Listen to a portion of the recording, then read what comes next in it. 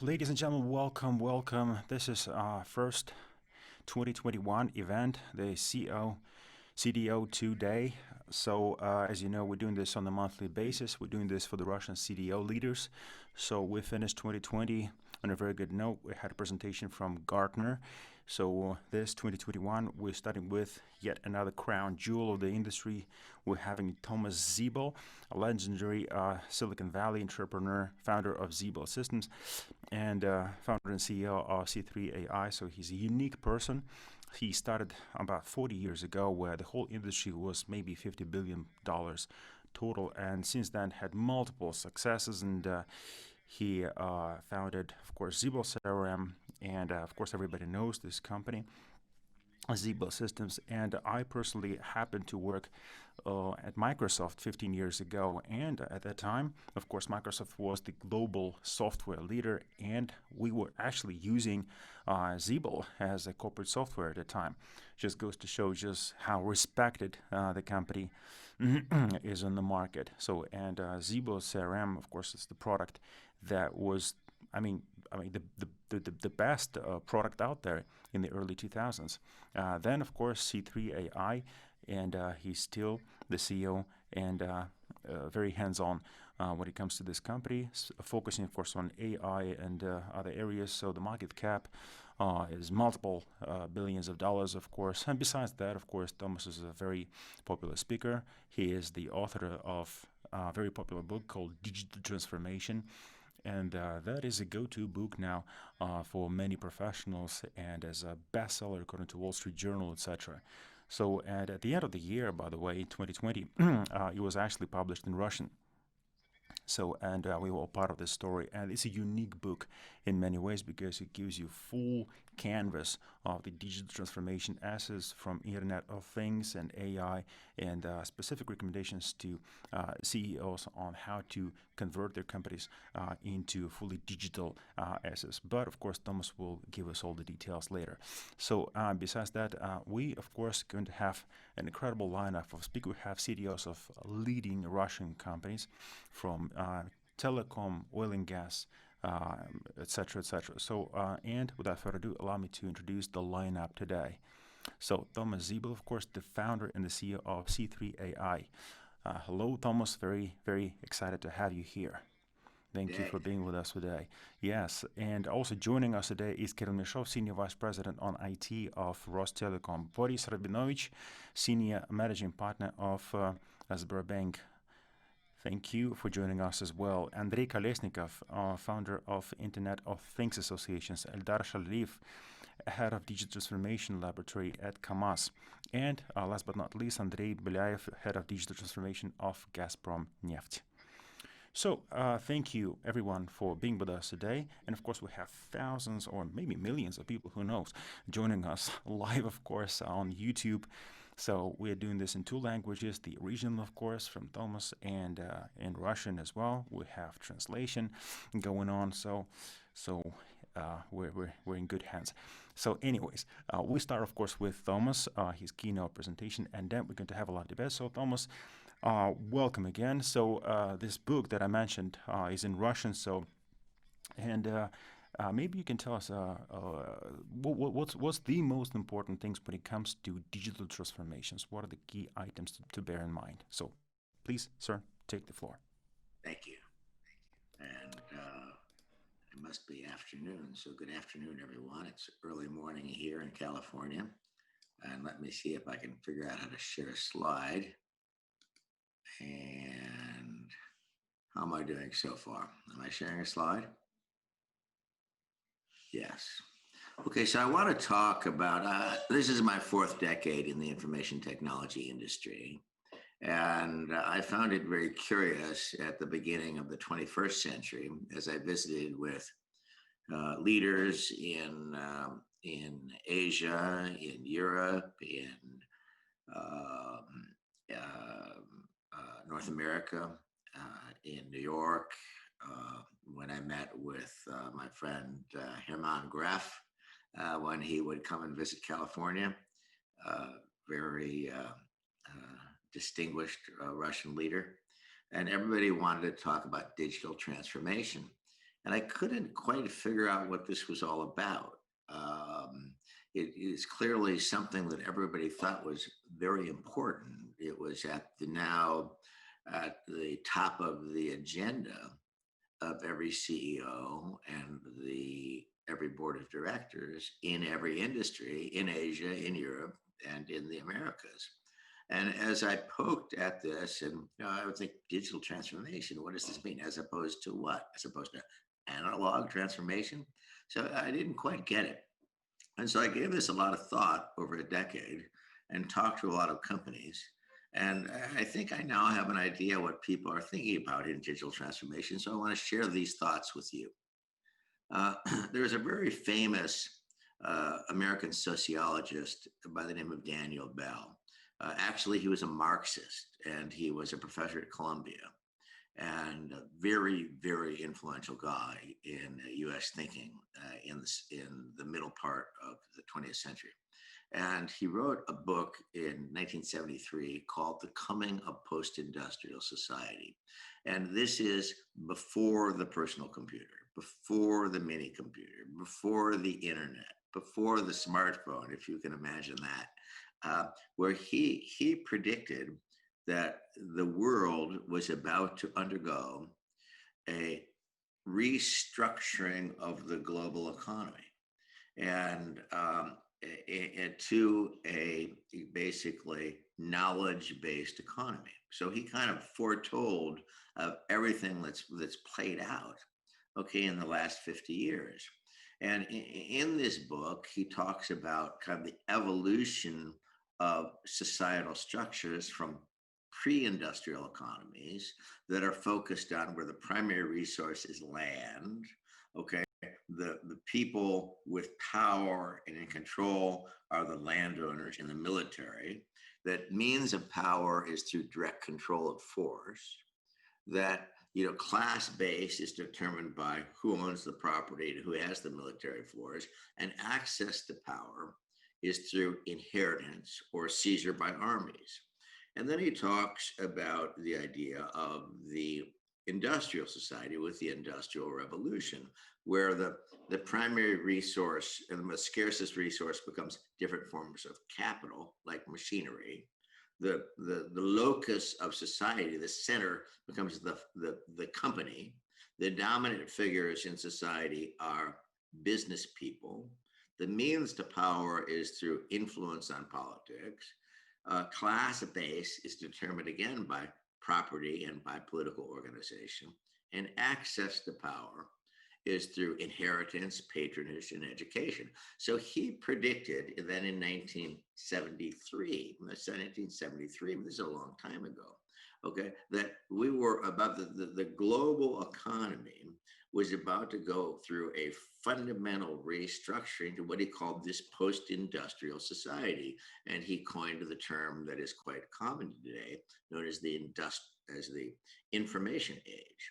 And where he said the scarcest resources will be knowledge and data and access to data.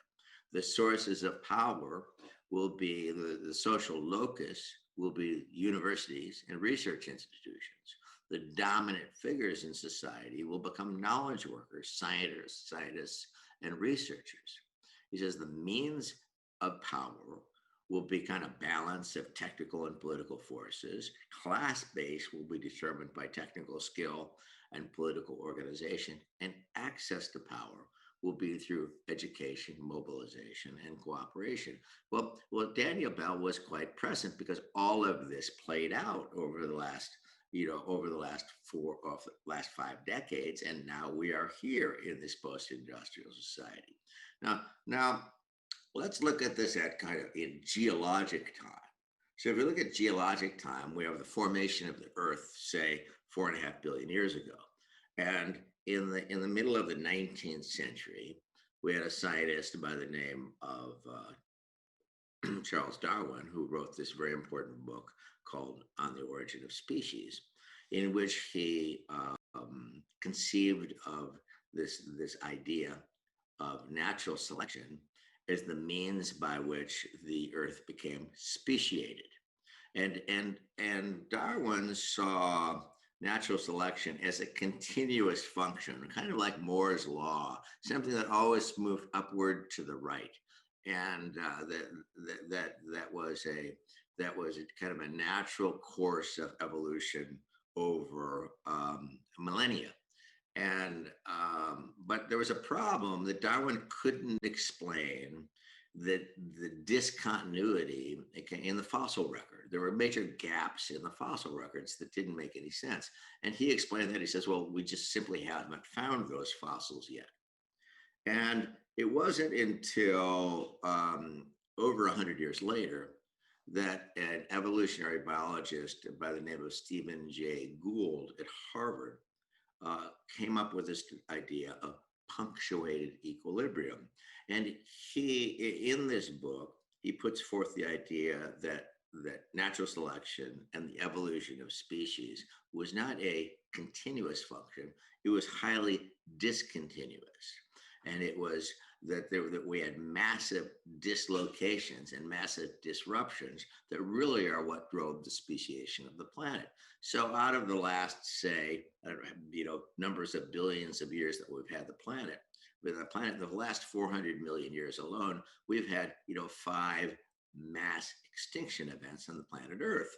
And so 400 million years ago, this is when basically the planet became oxidized, okay? And oxygen before that was toxic, and anything was exposed to oxygen that died. Well, now when the planet became oxidized, 86% of the species on Earth disappeared. And 250 million years ago, during this PT extinction, 96% of the species on Earth were eliminated. And then the perhaps most common extinction event with which we're all familiar is this extinction event known as the KT extinction, where the meteor hit in the Yucatan and about 65 million years ago, and it had mass climate change associated with volcanic disruption around the Earth, and 76% of the species on Earth were eliminated, including the dinosaurs. This is when the dinosaurs disappeared, and the dinosaurs had been highly successful. And so he argues that it was these mass extinction events followed by mass respeciation events that resulted in the speciation of the planet Earth. So when we deal with this KT extinction 76 million years ago, one of the most successful species on the planet had been the dinosaurs, and they had been on the planet for about 150 million years. And this species just disappeared. And so this vacuum, this void that became available in the ecosystem, this was filled by the rise of mammals. So this is when mammals came about. This turned out to be pretty good for us, because, or at least so far, because Homo sapiens being one of those mammals, and this is now we think about how the planet became speciated. Now let's apply this to the interaction. Let's think about the interaction of human beings and technology, and we have lots of collisions with human beings and technology over the years, many of which had very significant beneficial consequences, and all of which had very significant adverse or disruptive consequences. And whether it be the discovery of fire, the domestication of dogs, the domestication of agriculture, the invention of the Gutenberg press. And so, this would be, a very important development, the Gutenberg press. And all of a sudden, we made the Bible available in multiple languages, and books were available in multiple languages. Well, and, I think all of us would argue that this was a good thing. And yet there were enormous deleterious consequences that came from, the publication of the Bible in multiple languages. And one of them would have been we had the 30 Years War, the 100 Years War. We had the Protestant churches. We had the Treaty of Westphalia, And so this resulted in, just decades and decades and decades of religious wars that pretty much ended with the Treaty of Westphalia. And then, very importantly, when we get to the Industrial Revolution, if we look at the impact of the steam engine, okay, and the Jacquard loom, okay, well, this resulted in the Industrial Revolution. And now most of us would argue that the Industrial Revolution was a good thing, okay, and that it was a positive thing because people live longer, they're healthier, we have more jobs today, what have you. And yet we can draw a direct line between I would argue between the Industrial Revolution and the work of Karl Marx, the work of Lenin, okay, labor unions, the rise of communism, child labor, massive labor abuses, okay, and none of which was anticipated. I would argue this would get us to World War I, World War II, the Cold War, and all of these are consequences of the Industrial Revolution driven by technology, the steam engine and the Jacquard loom. Now we had, the other massive changes in technology in the middle of the 19th century. We have railroads, urban electrification, and now the invention of the transistor in the middle of the 20th century. And from this, we have this whole information technology society that we're all familiar with today, where we have the development of the transistor, and then the mainframe computer, and the mini computer, and the personal computer, and the cell phone, and the internet.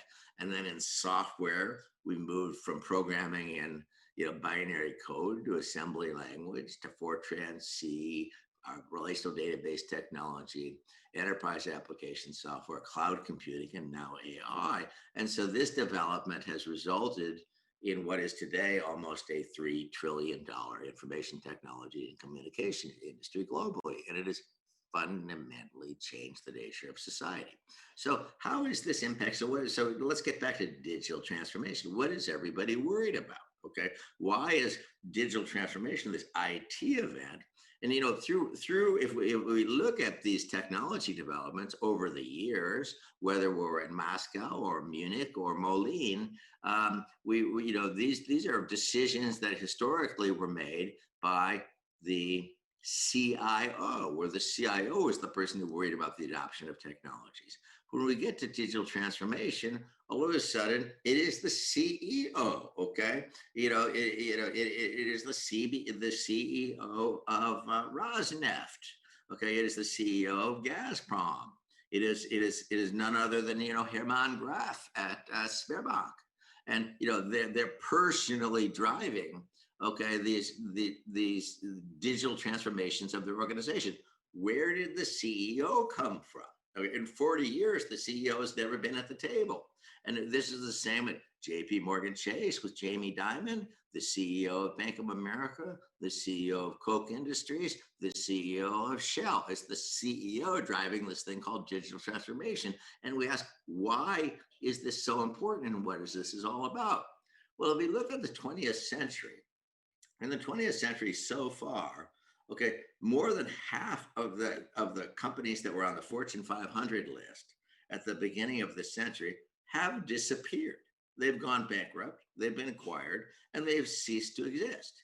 And these are, it's a prediction of those companies that exist today, 40% of them will not survive the next decade. And so we have these great industrial corporations like Lehman Brothers, like Kmart, like Sears Roebuck, Westinghouse, America Online, Lucent, they're gone. They're just gone. Okay. Now, how is this possible that Westinghouse can be gone? And they're disappearing overnight. In the United States alone, last year, we had 10,000 retail outlets just shutter their doors. And so what is happening here? So and these companies, and in their place, okay, we have these companies with new DNA, okay, that are replacing the existing players. A new DNA would certainly be Sberbank, okay? A new DNA would be, Airbnb, Tesla, Spotify, Lyft, Amazon, Uber. We read about these every day, and we look about what is this all about.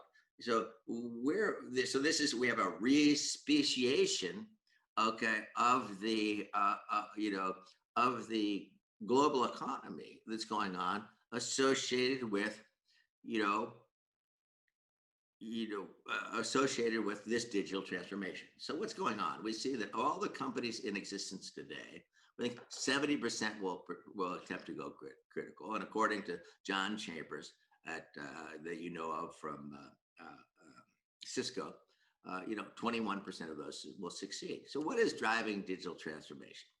If we look at the evolution of information technology, we have a new step function of information technology that's changing everything about computing in the 21st century. Okay, and this step function includes elastic cloud computing, big data, the Internet of Things, and this enables, in turn, predictive analytics or machine learning. And so at the confluence of these vectors, we find this phenomenon of digital transformation.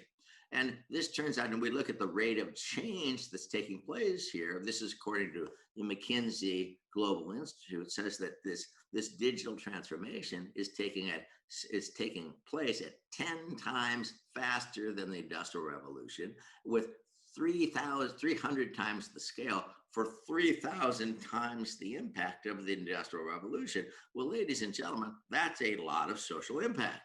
Okay, and if we look at, this is Gardner Group, okay, if we look at what the top priorities of CIOs are today, 80% of them are in basically digital transformation, AI, data analytics, cloud computing, and digital transformation. That accounts for 80% of the priorities of CIOs around the world. And so, we can look at, this is Harvard Business Review that says, over the next decade, and so digital transformation implies predictive analytics, which is all about AI. And, we look at Harvard Business Review, they'll comment that, over the next decade, AI won't replace managers, but managers who use AI will replace those who don't. And I believe that's true. And so today, what's going on is fundamentally an existential event for these people in the automotive industry, in the banking industry, in the telecommunications industry, in government, okay, in travel, transportation, whatever it might be. You either adopt this new set of technologies or you become extinct because you're unable to compete.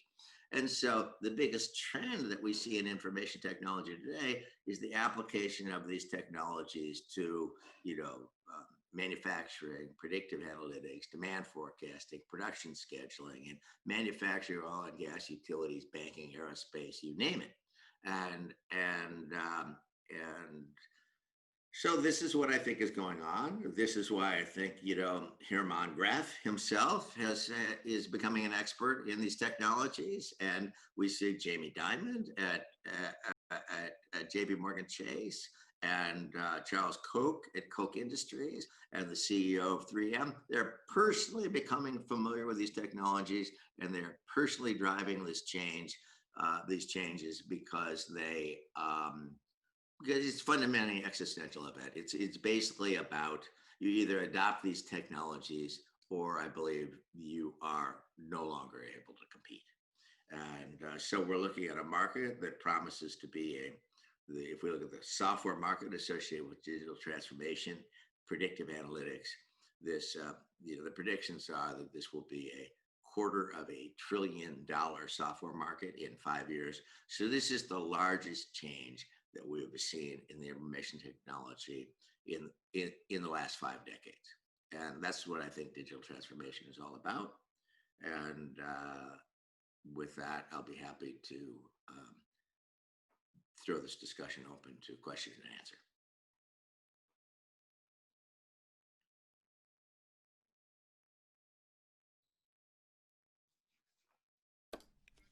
Thank you so much, Thomas, for this very brief description of your book. Essentially, you touched upon all key elements within the book, of course, where you go into much depth. So joining us today also some of the leading CDOs from Russia that have had the pleasure, of course, of reading the book and really enjoyed it. And I would like to also express their opinions with regards to certain sections and chapters of the book, and maybe ask some of the questions with regards to the book. So I will pass the floor to these gentlemen, and please, maybe 3-4 minutes each, okay? Let's do it quite quickly, so you can express your opinion, your questions, ask questions specifically to Thomas. So Kirill, why don't you start first? So a vice president on IT from Rostelecom, a leading Russian telecom, a Russian leader, well, a former Soviet monopoly in many ways, of course, and Kirill and his team recently were actually praised by Gartner for their success in digital transformation. So Thomas, in his book, of course, talks about the elastic cloud computing. So Kirill, so in your opinion, as a CDO, I mean, to which extent can we say that this digital transformation is fully on in Russia? And what is the role of maybe elastic cloud computing in Russian situation? Yes, thank you very much. I would like to personally say thank you, Thomas, for your book. An amazing book. Really, really enjoyed it. So, and I actually have it right there next to me. So, as far as the book and indeed, we actually one of the market leaders. We are, I would say, per se, the market leader in Russia when it comes to cloud computing and elastic cloud computing.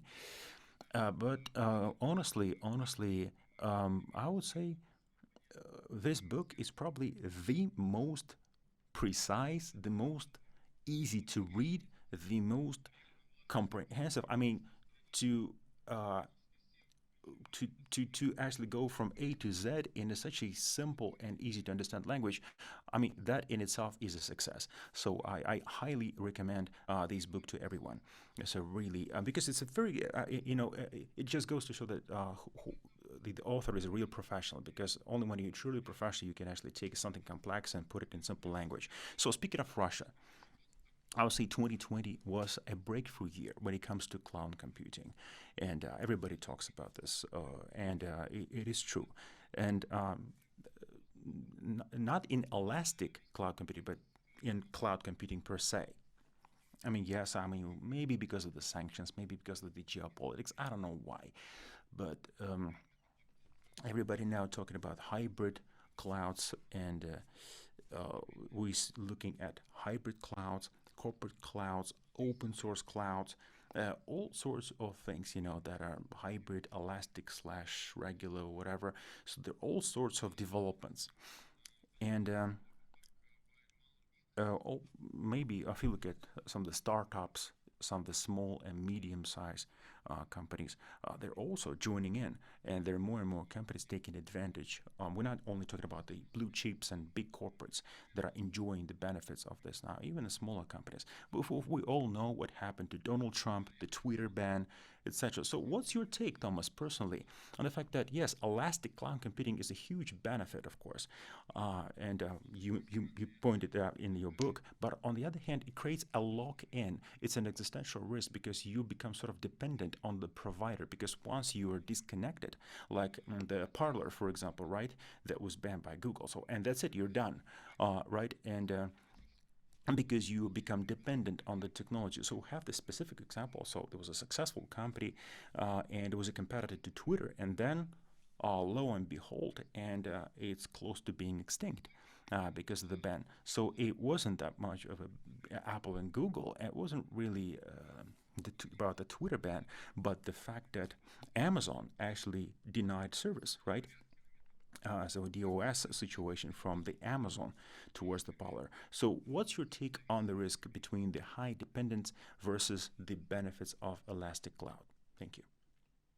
Well, the elastic cloud is unstoppable. I mean, this is the next generation of we will all be computing in the elastic cloud because it will be non-economic to compute anyplace else. We have basically infinite storage capacity, infinite computing capacity, and this capacity is being made available at increasingly low cost. In addition, it enables us to solve classes of problems that were previously unsolvable. So the type of advanced work that's been done by I'm familiar with the very advanced work that's being done at Sberbank, being led by Hermann Gref, and Rosneft by Mr. Shishkin, and I know that Gazprom is a leader in this field. But as it relates to kind of the digital transformation of these companies, it cannot take place without the elastic cloud. Now, what companies are doing, I'm sure, is the slide that I'm showing, is this being shared right now or not?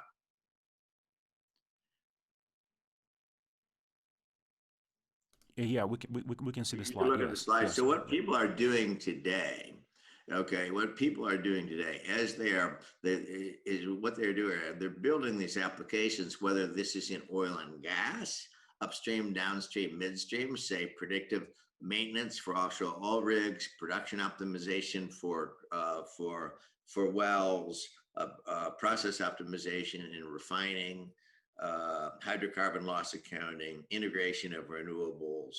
When we get into banking, where Sberbank is clearly one of the global leaders in digital transformation, as it relates to using AI for fraud, anti-money laundering, customer engagement, intraday liquidity, what have you.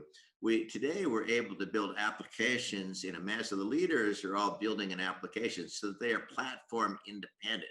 So any application they might build, whether it's predictive maintenance for submersible pumps, whether it's customer churn in a telecommunications company, AI-based predictive maintenance for 5G assets, whether it's AML for banking. Today we can build these applications so the same application will run without modification on AWS, on SberNet, on Azure, on the Google Cloud, on IBM, or on bare metal. So I would say that platform independence is becoming a level 0 requirement. So nobody is dependent upon any one vendor should geopolitical or just political influences or business influences involve somebody getting turned off. And so all of our largest customers today have these hybrid cloud environments where the applications run both beyond their own firewall and on multiple clouds, so that they are immune from that problem.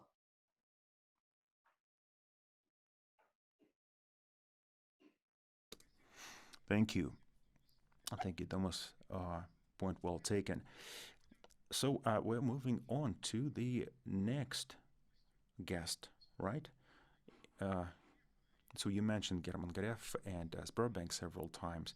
So, and we have Boris Rabinovich, Senior Vice President and the CDO of Sberbank. And Sberbank, of course, is a very big company, and Sberbank is riding this wave of artificial intelligence and is tremendously inspired. And actually, German Gref personally inspired President Putin on this whole topic. He pushed through this whole digital transformation, and it's true. And Sberbank has a national artificial intelligence laboratory and things like that.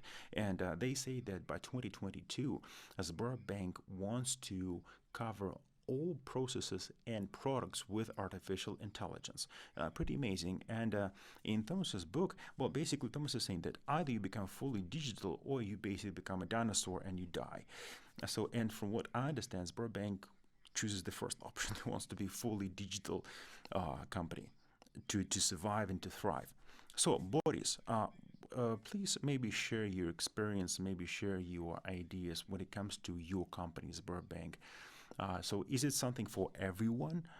Is it a must-have at this day and age?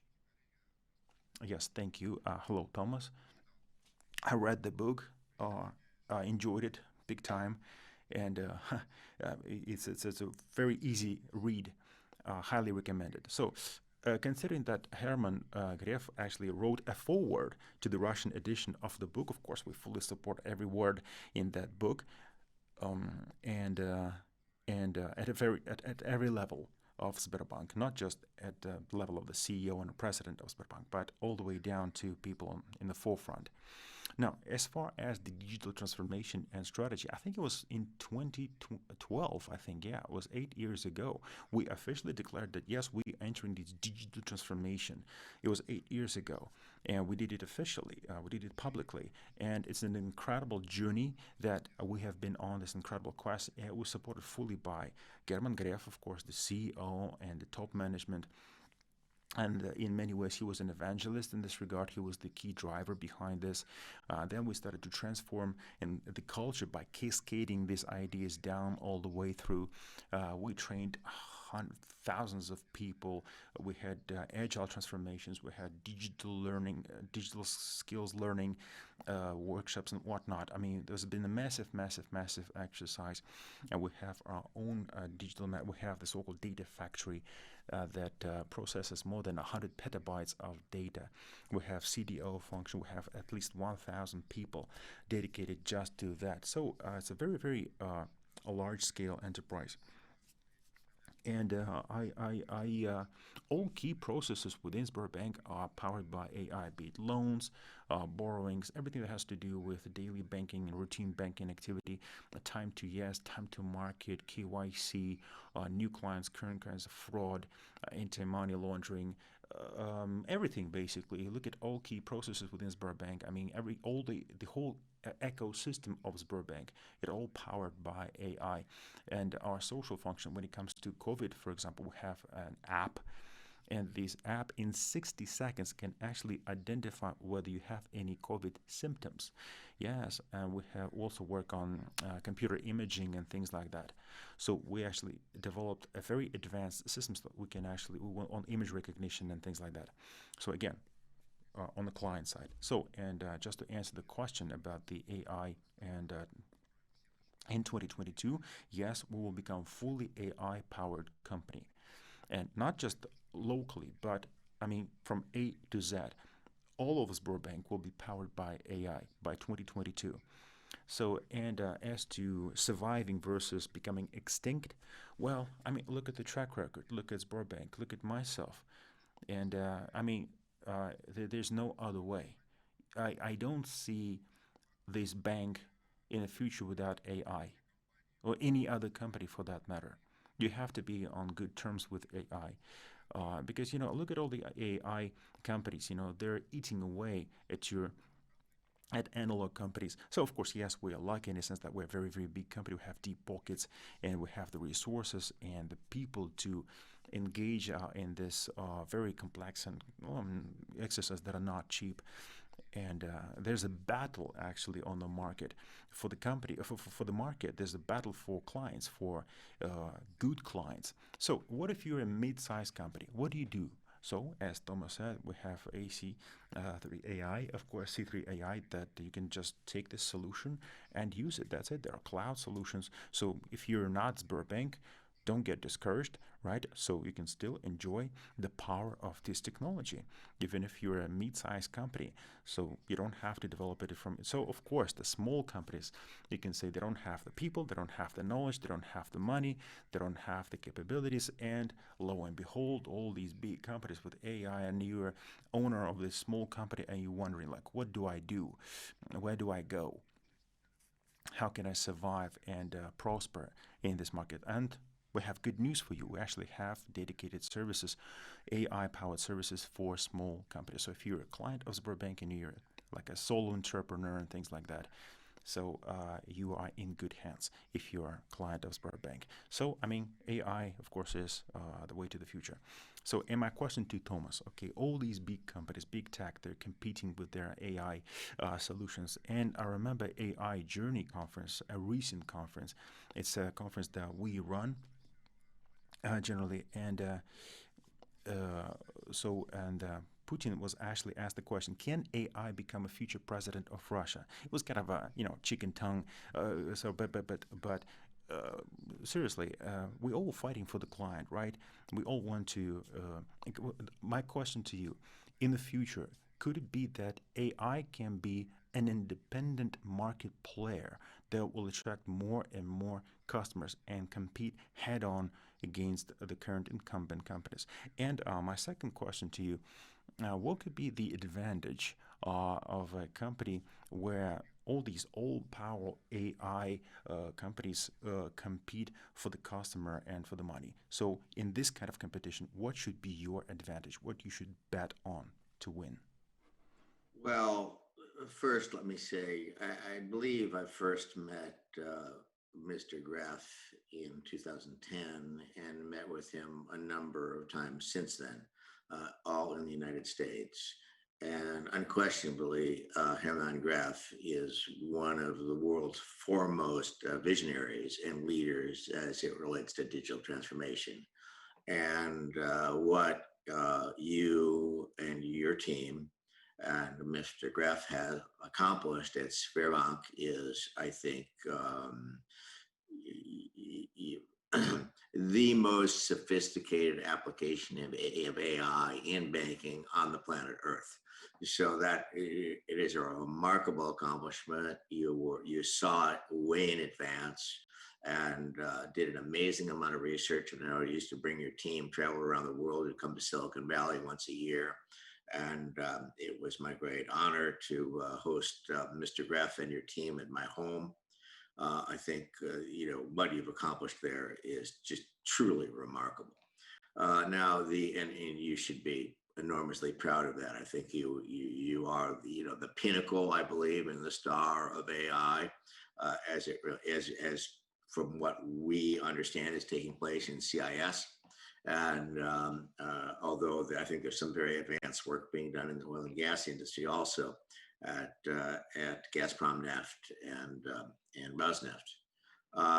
Now, so I know everything you said is absolutely true, and it's really quite remarkable. So when we get to, is AI going to take over? This gets into this area of, artificial general intelligence. And this is the idea that our smart refrigerator is going to take over the house, or that somehow that these AI machines are going to become, become malevolent, like in 2001 Space Odyssey, if you remember that, or that our smart refrigerator is going to take over the house. I don't see, and this gets into all this Google DeepMind kind of discussion. There is no question that we'll be able to use AI today to do any given task better than a human being. Possibly drive a car, perhaps bake cake, play chess, play Go. Okay, but the idea that we're going to have, I think we are dramatically, underestimating the capacity of the human mind and the human spirit if we think that a computer, any time, I think in the next, century, okay, is going to be operating at the level of the human mind. I just don't see it. I think if we look at the largest constellation of computers that we can consider today out of the elastic cloud from SberData or wherever it might be, where we have our SberNet, where we perhaps have tens of thousands of virtual machines doing 64-bit fully deployed operations at 3 gigahertz cycle. 3 gigahertz cycle, I think with infinite storage capacity and and massive software resources, I think that whole system kind of has the mental capacity of a mealworm. So I think the idea of of AI taking over anytime soon is something that we don't need to worry about. As it relates to the democratization of AI, there's no question that leaders in this field, like Sberbank, like SberData, like what we're seeing with our colleagues at Microsoft and Baker Hughes and C3 AI, we're going to see mass democratization of these AI technologies so that they're available to small businesses and medium businesses and shops and auto dealerships. So we will see this move down market now very quickly in the next 2 decades. So I think that it will become ubiquitous. Where this looks like AI-enabled applications look like basically an entire replacement market for everything we've done in enterprise software in the last 3 decades. So this moves down market very quickly and becomes available to everyone. But my sincere, I'm in awe of what you have accomplished at Sberbank, and so congratulations for that.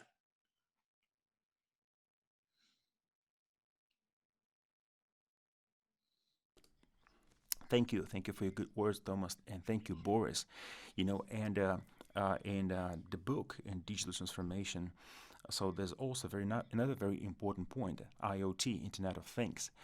And joining us today is the leader of IoT Association of Russia, Andrey Kolesnikov. And this association brings together all the market leaders from national telecom companies and all the way to telematic sensor developers and universities and whatnot. So at least based on the book, I see that global leaders are basically enjoying this IoT, but there's not a single word about the IoT in Russia. So let's fill in this void with Andrey. Andrey, do we have any success stories of IoT out of Russia?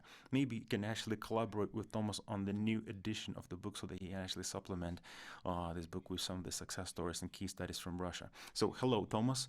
Great book again. So very, very precise, very concise, really great read. Just a couple of words about the Association of IoT. This is not-for-profit organizations. We're not related to the government. Just this is a classic NGO and not-for-profit organization that is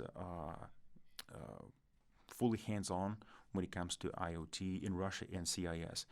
We started in 2016. I think we probably the number one association, and we are indeed experts when it comes to IoT and the so-called industrial IoT. So, and since we are not-for-profit organization, we are dealing a lot with startups, companies that are in retail, farming, agriculture, energy, utilities, you name it. I mean, A to Z, pretty much. So we're dealing with all sorts of cases: the providers, the supply side, the demand side of IoT, cloud computing, and whatnot. So we're dealing with all participants out there, all the way from top to bottom, from apps to software to hardware, etc. Now, and of course, we're also doing a lot of projects in industrial Internet of Things. So instead of, let me ask you a question. So first one about the book. So here comes the question. Historically, if you look back, the history of Internet development. So Internet used to be like a source of open source protocols. So the power of Internet that is open, right? That every user can go online from any device, and be it a mobile, desktop, laptop, and it can be a human or an algorithm. So because Internet and the Internet protocol is open, right, it has full access. And in your book, you talk about the death of some of the big companies. So, and it turns out that anyone can do basically Internet without permission, right? And the price of entry is very low. But if you look at the industrial Internet, do you believe that we will see the exact same trend in industrial Internet that happened to the original Internet? We will see the exact same democratization. Instead of all these very expensive proprietary enterprise solutions, will we see this kind of democratizations? And is it a threat to companies like Siemens, General Electric, Dassault Systems, SAP, and Google? And ultimately, could it be that Google will also, of course, will die eventually, right, due to this trends? Well, I think in the long run, we're all dead, including Google. But first of all, do I think we will see the emergence of an industrial internet? Yes. Okay. Do I think we will see the? I mean, as you know, the internet was really, as you know it today, kind of ARPANET. This was a U.S. DoD project, Department of Defense project, that then became, kind of largely, you then evolved into what it is today. And it was designed to be open. It was designed to be penetrable. It was designed to be highly resilient. I think that, due to many of the issues that we read about, in the newspaper every day today, associated with security and the vulnerability of these systems and the cybersecurity, which is becoming an increasingly important issue for every business and every nation, we will see the development of an industrial internet that is highly secure. Okay, and is not penetrable. I think I mean, it's simply a matter of time and money. This will happen. Okay, and so that nations and businesses will be able to secure their data and be able to secure their information, as today they're unable to do so. And I mean, one of the trends that we see in information technology is that all of these technologies are being made in a manner that's increasingly ubiquitous at incredibly low cost. I mean, look at this device that everybody has in their pocket. You all have one, and this is more powerful, than any computer on the planet Earth 30 years ago. And how much does it cost? Someplace between $100 and $1,000, depending on whether you buy it in China or New York.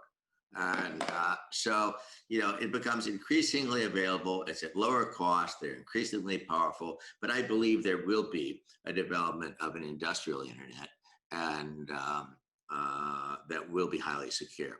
As it relates to the Internet of Things and the censoring of devices, this is clearly one of the macro trends that's driving digital transformation, where every device, every automobile, every human being will be highly censored so that we can detect its state in real time, and this results in this creates an enormous opportunity for artificial intelligence to completely transform entire value chains. Clearly, Gazprom Neft is here, and Rostelecom is here, and Shell and others. And we look at what's going on in banking, where Sberbank has revolutionized, fundamentally changed everything about the entire value chain of financial services. And in oil and gas, this has to do with exploration, production, safety, environmental safety, integration of renewable energy, hydrocarbon loss accounting. So this, but for this promulgation where every device has a computer in it, including human beings in the future, none of this would be possible.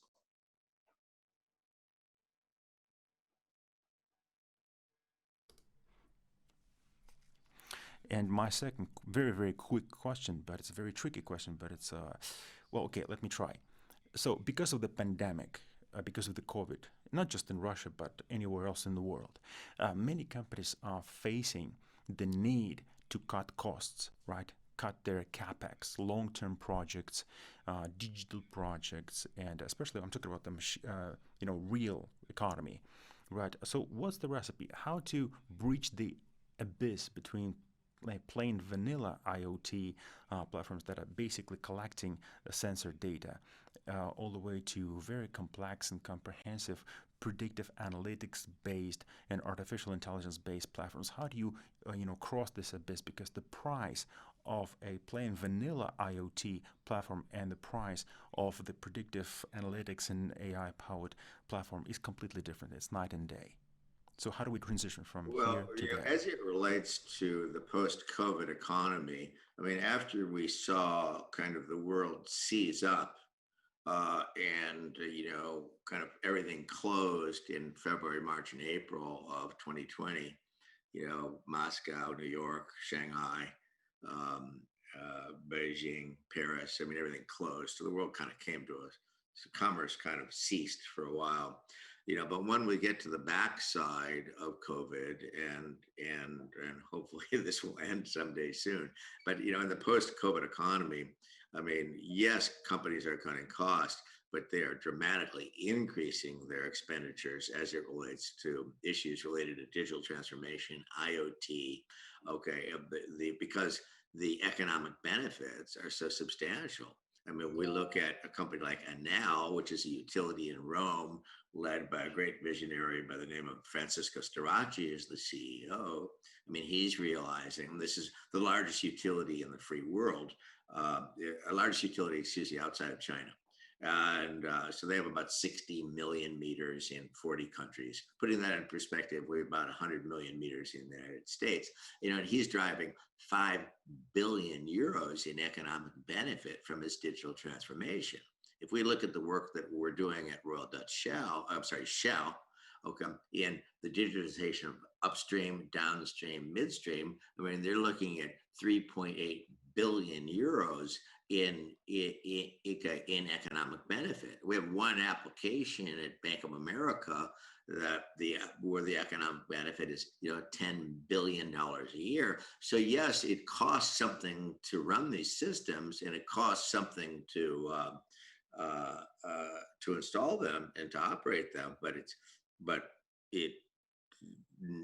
the economic benefit that people are seeing, the social and economic benefit, outweighs the cost by orders of magnitude. So we're seeing actually a dramatic increase in budgets globally as it relates to all things digital, and particularly applying AI to commercial industrial processes in utilities, in oil and gas, in financial services, in telecommunications. These examples, are the leaders, but also automotive, travel, transportation, what have you. So this is a very, very rapidly growing segment of the global economy, and this is clearly being reflected, in the capital markets. If we look at the equities associated with companies in the bases, they've been the market value of these companies has been increasing dramatically. So it's rapidly growing.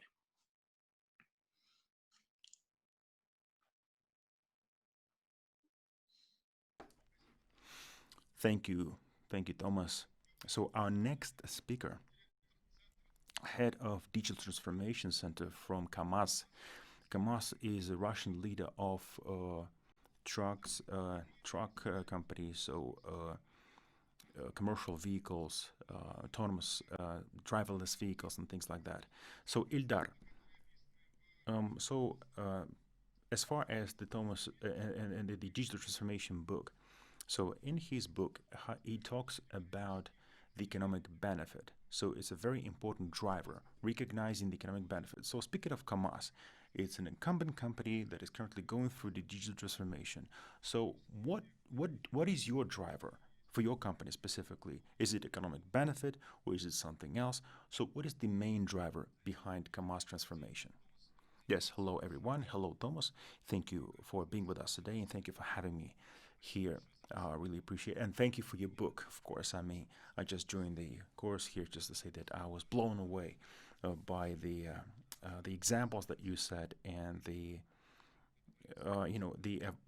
parallels that you draw between the evolution of Earth versus industry. So I mean, this is an eye opener, and it's the whole term of punctuated.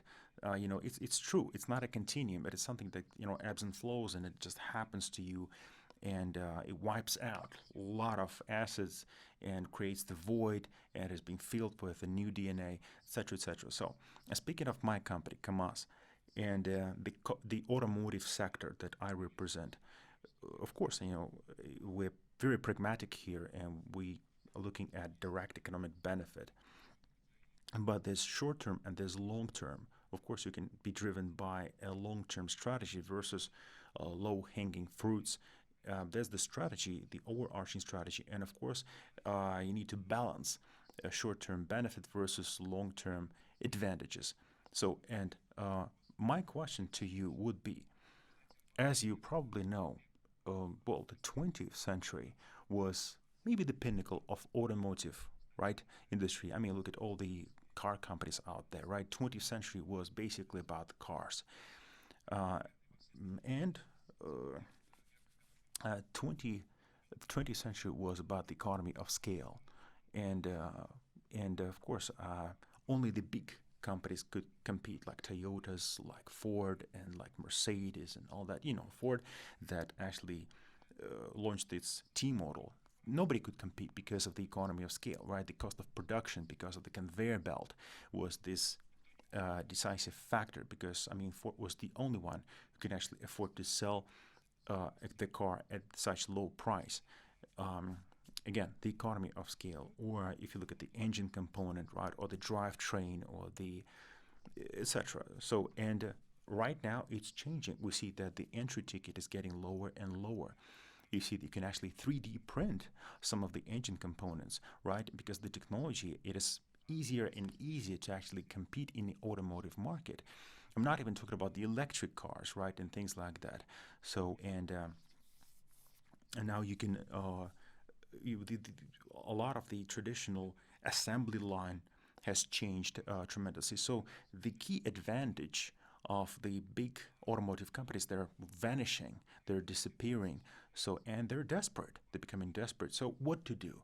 If you're a big automotive company, what to do? What's high on your agenda? Of course, driverless vehicles, electric cars, connectivity, smart cars, and things like that. But that's not, we are a truck company, right?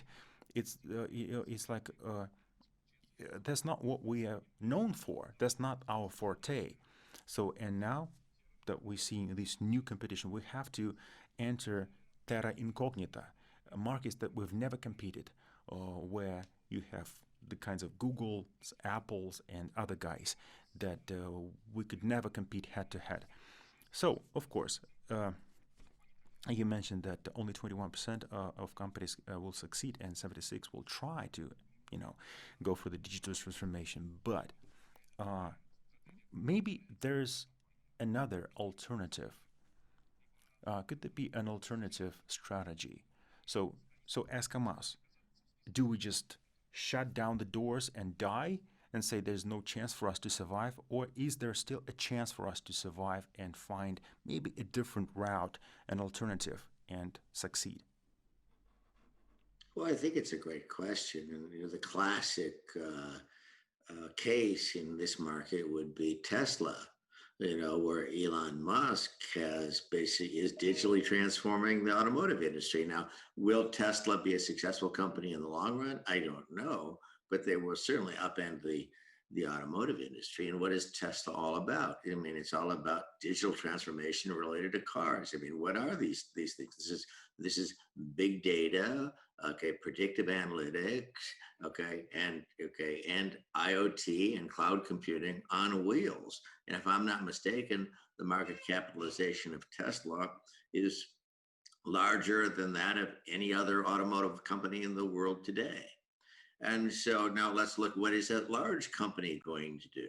I mean, a large company is going to do, and we have, in financial services, we have examples of small startup companies that have taken these same sets of technologies, big data, AI, IoT, cloud computing, and they are upending the financial services industry. We have Ant and Alipay in China.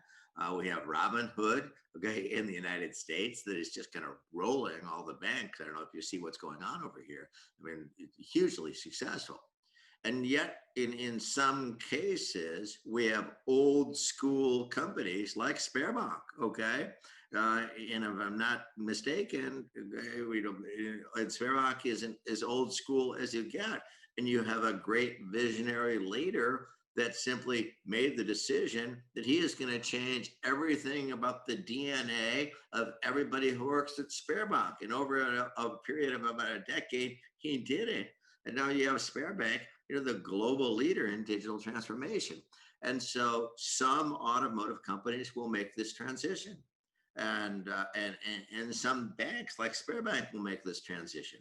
And some oil and gas companies like perhaps Rosneft and Shell and Gazprom Neft will make this transition. And those that don't will be acquired by those that do. And this is the way it'll sort itself out in this, in this kind of punctuated equilibrium situation that we're seeing, in the 21st century. We're going through a mass global disruption. This disruption is certainly being accelerated by this COVID phenomenon.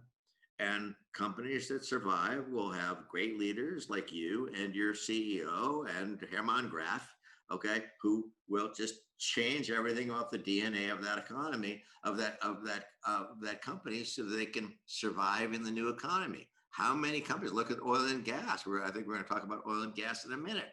How many companies in the world oil and gas companies can make a profit with oil less than $40 a barrel? I believe it's one. I believe it's Saudi Aramco. This leaves everybody else in the world with a position of either reinventing themselves or slowly going out of business. And some will slowly go out of business, and some will have great visionary leaders like Gazprom and like Rosneft, and they will fundamentally change everything about the way that they operate.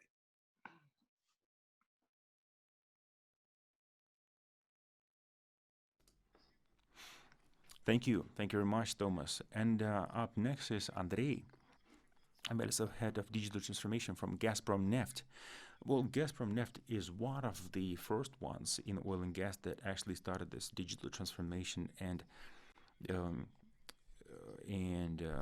I guess Gartner actually praised this company as one of the best cases in oil and gas around the world. So we've talked a lot about technology. So let's not only talk about technology, but probably the main challenge of any CDO. How do you motivate the company to actually go through the whole transformation? So, and I know that in the book, there is something about that. So, Andrey, maybe you can express your viewpoint on the culture of the company and how to actually push through, and how do you rally your people and inject that enthusiasm and faith. Yes, absolutely. So I have the honor of being the last one, last but not least, as they say. And I fully agree with what Thomas had mentioned so far, $40 per barrel in Saudi Aramco. Well, actually, if you look at all of Russian companies, I'm actually feeling great.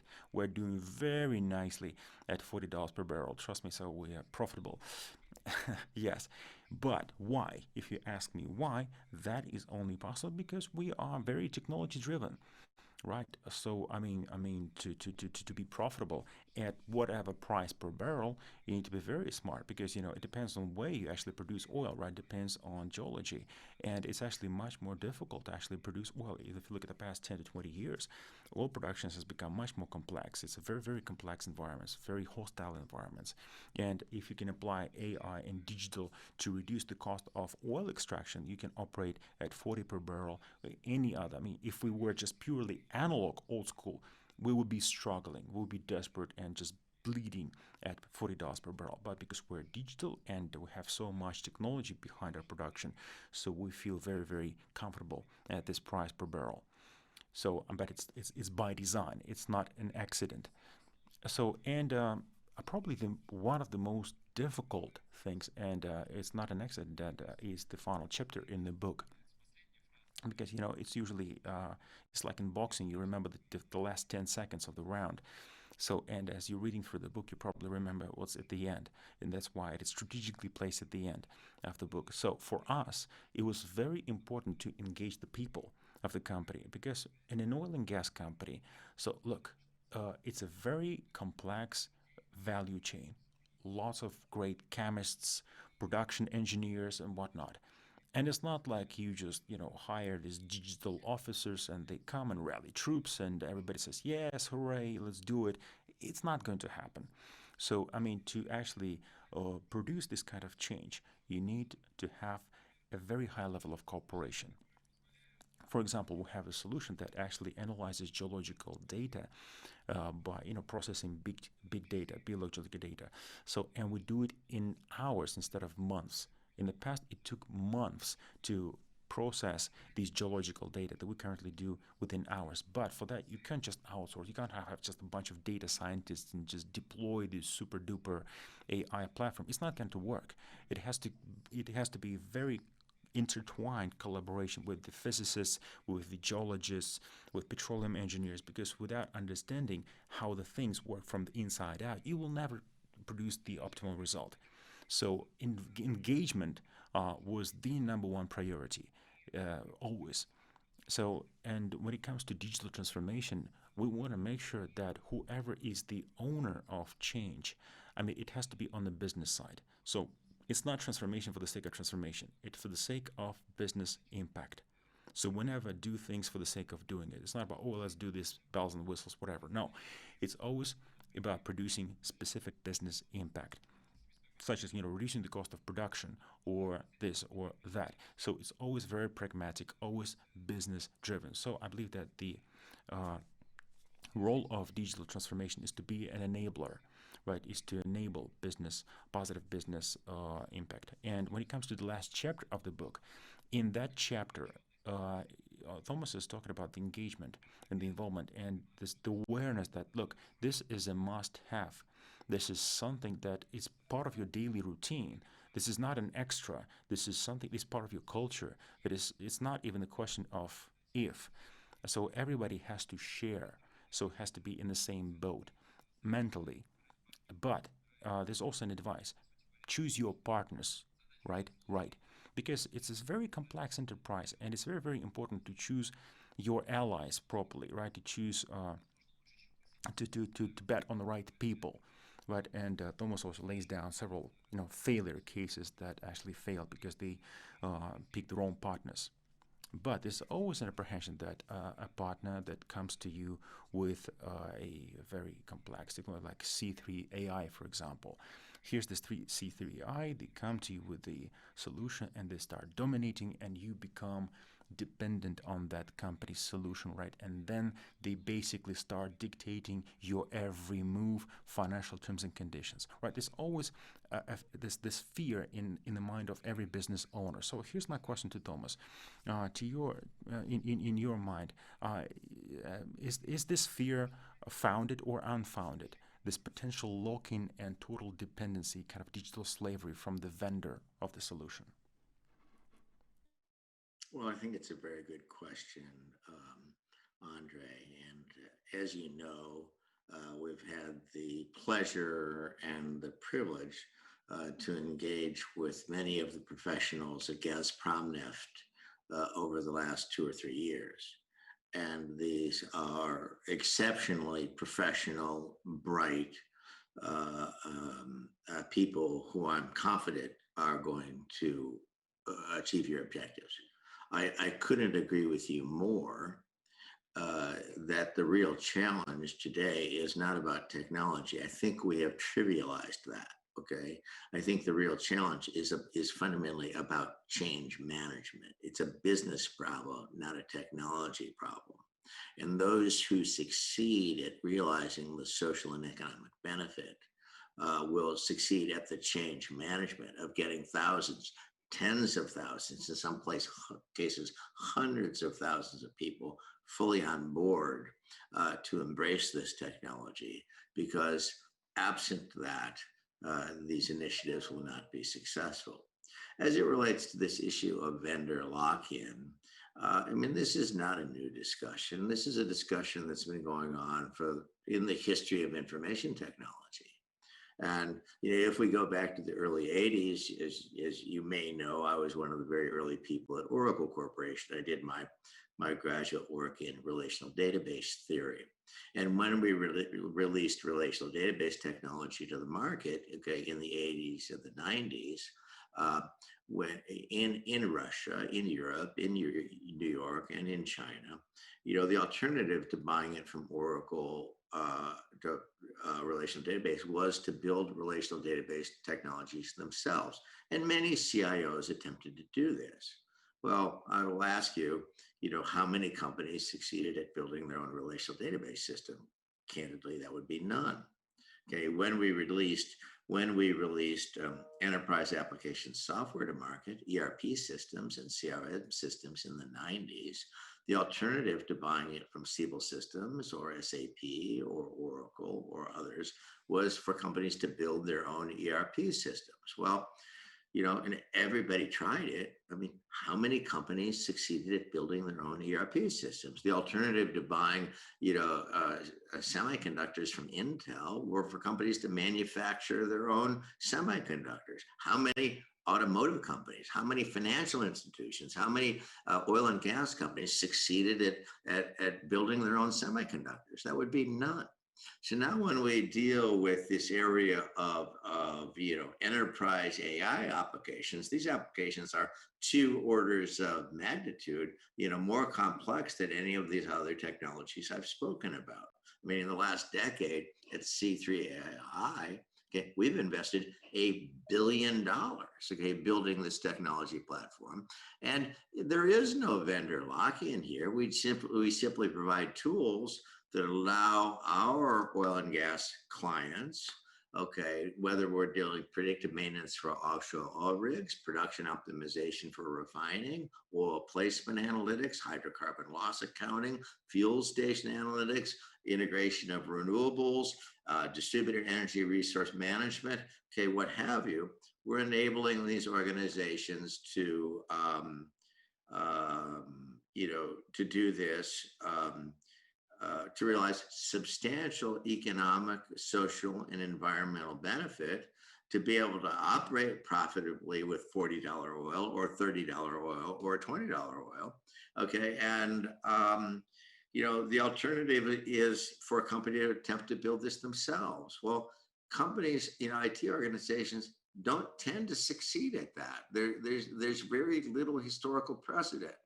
I spend a lot of time with oil and gas companies and at Aramco, at ADNOC, at KMZ, at Rosneft, at Gazprom, at Chevron and Shell. And these people are oil and gas experts. Okay, if you ask them to build a ERP system to handle all the accounting of Shell, I don't believe they have the skills to do that. Okay, matter of fact, I'm confident they don't. And so they tend to buy that from Oracle or SAP or some other vendor. And so the last 4 decades of information technology is about companies trying to build these platforms themselves. Virtually every one of our customers, okay, has spent hundreds of millions, and in one case, billions of dollars trying to build an AI platform themselves. In the case of GE spent $6 billion in 10 years failing at this. Okay, Shell tried multiple times before they moved over to work with us. So I don't know how many companies today feel like they're a slave of SberNet or a slave of Google or a slave of AWS or a slave of Microsoft. I don't really think that people feel that way. I think that they feel that these vendors are there to serve them. And if they don't serve them adequately, they simply change vendors. But this is pretty much the history of the information and technology business, is people trying to build these applications themselves. I have been in the enterprise application software market for now 4 decades. I believe I have deployed more enterprise application software than most people on the planet Earth. And I can tell you, it took us, 10 years and $1 billion to do this. So this is not a small project. And of all the companies that I've seen attempt this in the world, like Shell, Chevron, United States Air Force, Koch Industries, Baker Hughes, General Electric, IBM, I have not yet seen a company succeed.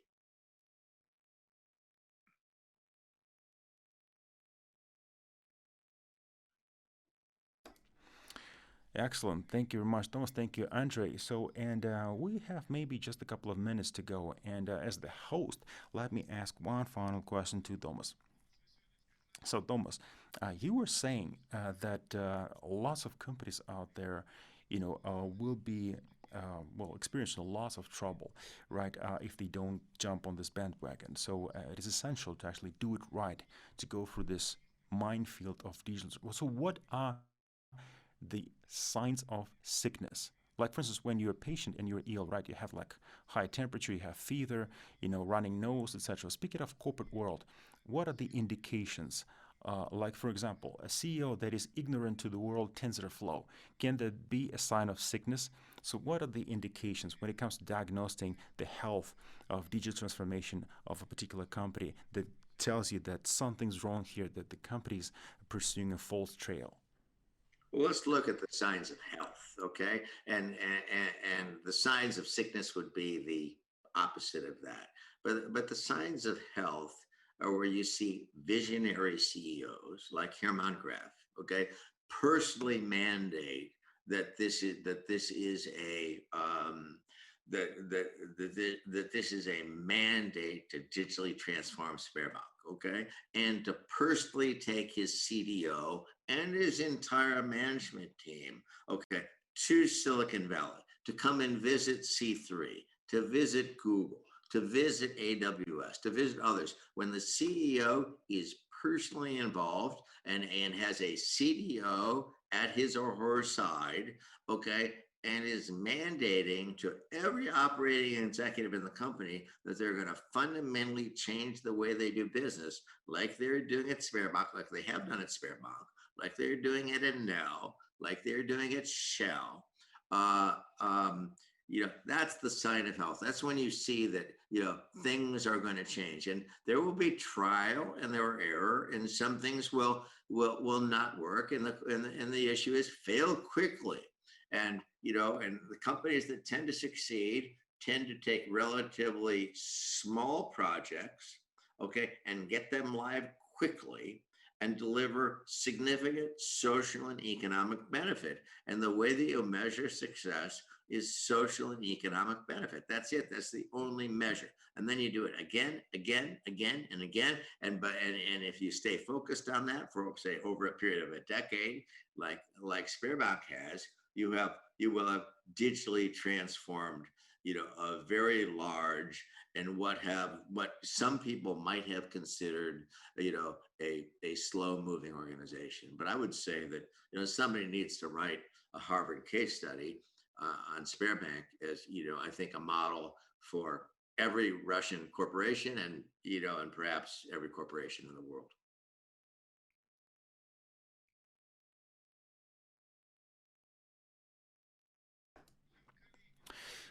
Well, ladies and gentlemen, welcome. Thank you for being with us today. Thank you for, this amazing discussion. And as we've just confirmed that all these trends like IoT, AI, elastic clouds, the culture of change, and all that. So everything that is on the top of the agenda of any company, and in Russia, of course, as well. So in this regard, Russia is fully aligned with the global trends, and we're very, very heavily influenced by these trends.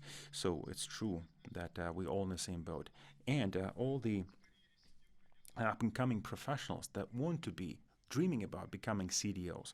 Well, I hope you will read the book, and I hope you will watch the recording, right, and learn more about Thomas and his book. And as far as the questions, maybe Thomas, this discussion inspired you for yet another book. Who knows? Maybe you will write something else, right? Like version 2.0. Maybe you will include something about the pandemic, post-COVID situation, whatnot. Maybe a couple of case studies from Russia. Who knows?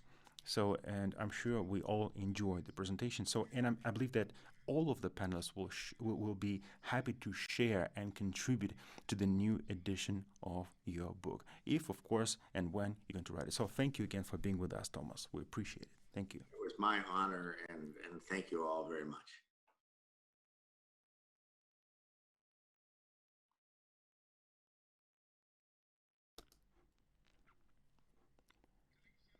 So that's it, guys. It's a wrap, and I wish you every success in your endeavors.